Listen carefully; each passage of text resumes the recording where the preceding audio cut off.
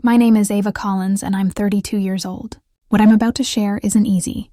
It's the kind of confession that makes you see your reflection differently, not as the person you thought you were, but as someone standing at the edge of a truth too heavy to carry. For years, I believed I understood what happiness looked like. A stable marriage to Lucas, my college sweetheart. A clean home, predictable days, and quiet evenings.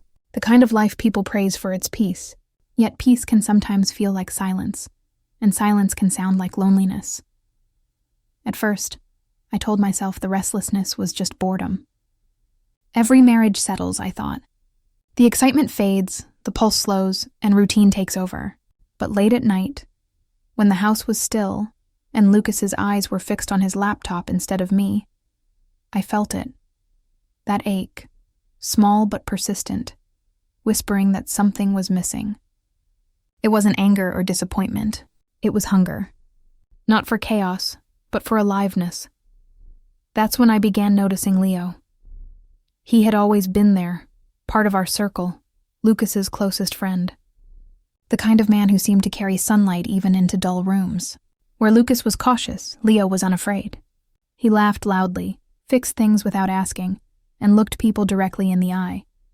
When he looked at me, I felt seen, not as a wife or someone's partner, but as a woman who still had untold stories beneath her skin. It began with small things. He'd drop by after work to fix a door hinge or tighten a pipe, and I'd pour him a drink as thanks. We talked, not about bills or errands, but about dreams, about the versions of ourselves we used to be. His voice had a warmth that drew me in, and for the first time in years, I felt my guard loosen. I laughed too easily, lingered too long, told myself it was innocent. But innocence has a way of slipping quietly into something else. One evening, I handed him a glass of water. Our fingers brushed, brief, accidental, and yet it felt like a spark in dry air. My breath caught. His gaze met mine, steady and unflinching, and in that moment the world fell silent. I stepped back, whispered something meaningless, but my heart was pounding too hard to believe my own lie. Something had shifted, something I couldn't undo. That night, I lay beside Lucas, listening to his breathing, and wondered how two people could share a bed yet feel miles apart. I stared into the dark, replaying that single touch, that single look, knowing I was already standing too close to a line I shouldn't cross. But part of me, the part that still wanted to feel alive, was already leaning toward the fire. Days turned into weeks, and the distance between Lucas and me grew without either of us admitting it. He was busy, always somewhere else, even when he sat beside me. I tried to fill the silence with chores, books, and phone calls, but nothing quieted the echo inside my chest. Every time Leo's name came up, I felt my pulse skip, a reaction I buried beneath polite smiles. I told myself I was imagining it, that it was just loneliness wearing someone else's face. But desire doesn't need permission. It slips into your life like a shadow, waiting for the right light to reveal itself. When Lucas left town for a work trip, the house felt unbearably quiet.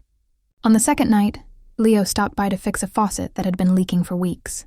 The air between us was light at first, laughter, teasing, harmless conversation. But when the work was done and silence filled the room, it was a different kind of quiet. Heavy, charged. I felt it in my skin before I understood it in my mind. He looked at me then, not as Lucas's friend, but as a man who saw everything I had tried to hide. His eyes lingered too long and my breath came too fast. I could have stepped back, I should have, but something inside me refused to obey reason. My hand brushed his, and this time neither of us moved away. The tension broke like a wave, fierce and unstoppable. The next moments blurred.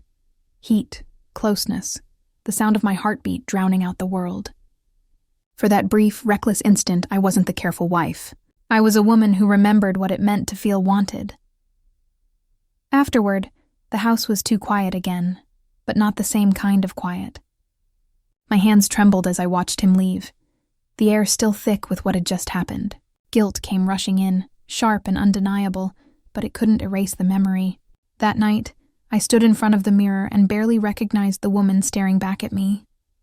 My lips still tingled from his kiss. My heart raced at the thought of him. And I knew, Pretending it hadn't happened would be impossible. The next morning, Lucas called, his voice calm, loving, routine. Every word he said cut deeper because he didn't know. I answered softly, pretending nothing had changed, even though everything had.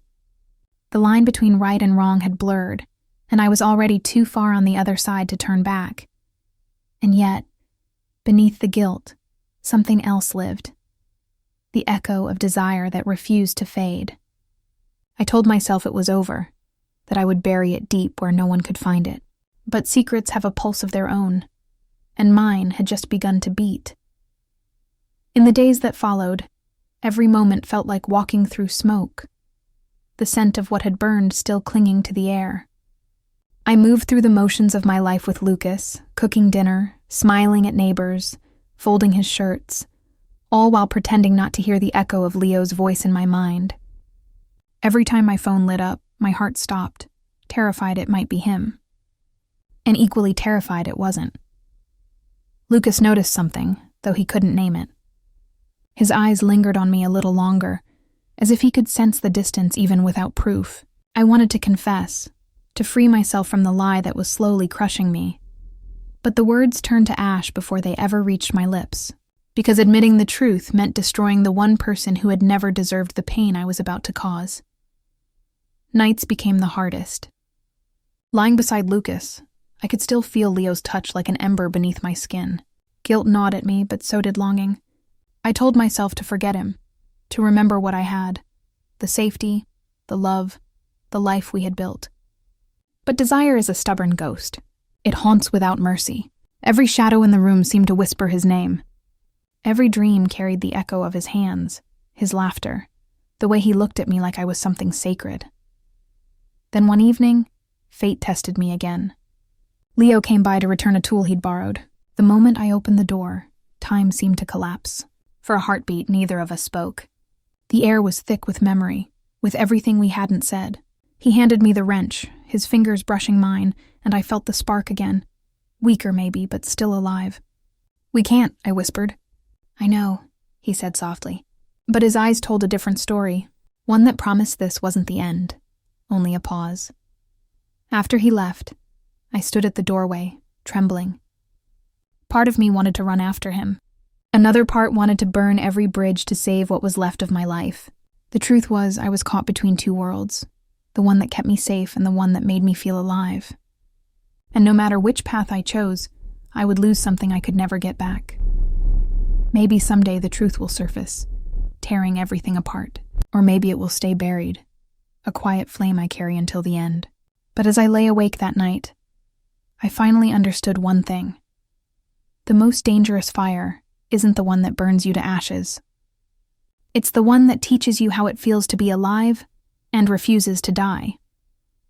If this story touched something inside you, stay until the next confession. Because sometimes, the truth we hide says more about us than the lies we tell.